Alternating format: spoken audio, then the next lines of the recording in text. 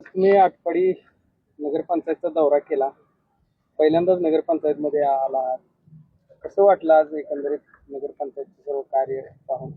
आटपाडी शहरातील अत्यंत विश्वासानं भारतीय जनता पार्टीनं आमचे सहयोगी माननीय मनोजदादा पाटील यांच्या ताब्यामध्ये शहराची सत्ता दिलेली आहे.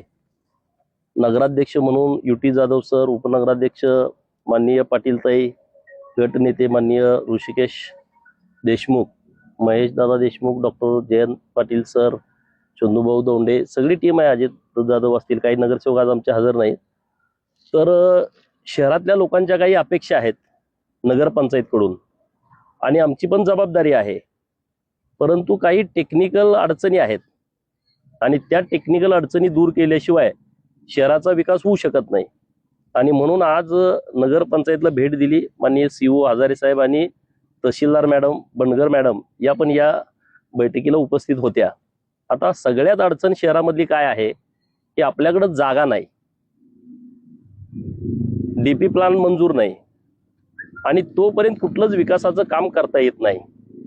आटपाडी शहर जर पूर्णपणे विकसित करायचं असेल, पायाभूत सुविधा निर्माण करायच्या असतील आणि गावाची शोभा वाढवायची असेल तर ज्या मोक्याच्या जागा आहेत त्या नगरपंचायतच्या असणं आवश्यक आहे.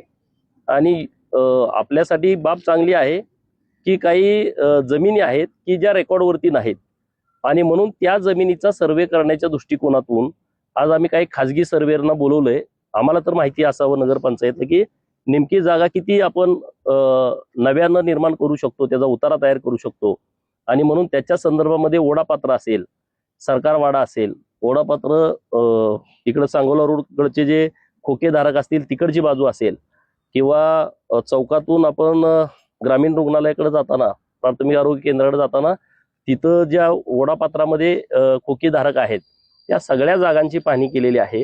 ओढ्याच्या अलीकडची जी स्मशानभूमी आहे, रामोशी समाज आणि वडार समाजाची स्मशानभूमी आहे, तिथल्या जागेची काय परिस्थिती आहे.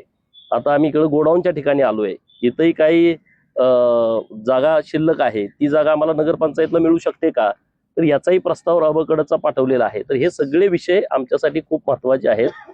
खोकेधारकांचे काही तिथं अडचणी आहेत, काही ऍक्सिडेंट होत आहेत, लोकांना त्याचा त्रास होतोय, तर त्यालाही शिस्त लावणं. खोकेधारकांच्या विरोधामध्ये आम्ही अजिबात नाही आहे, परंतु शहराला शिस्त लावण्याची आवश्यकता आहे.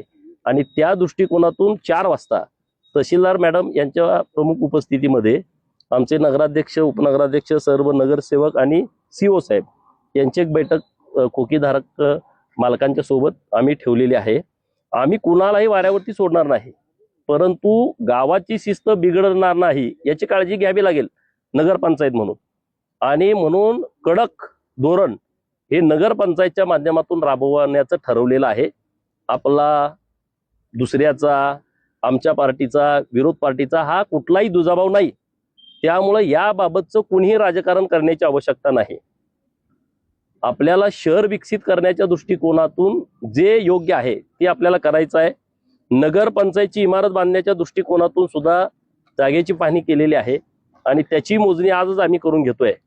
म्हणजे हे सगळी कामं जी आहेत शहराला अपेक्षित, ओढा सुशोभीकरण करणं असेल किंवा मच्छी मार्केट असेल, भाजीपाल्याचं मार्केट असेल, फळ मार्केट असेल, शहराला क्रीडांगणासाठी जागा मोठी आवश्यक आहे, ती जागा आमच्याकडे उपलब्ध नाही आहे, असे अनेक विषय आपल्या समोर आहेत.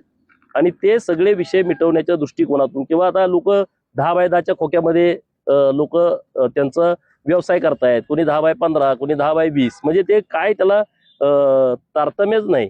कोणी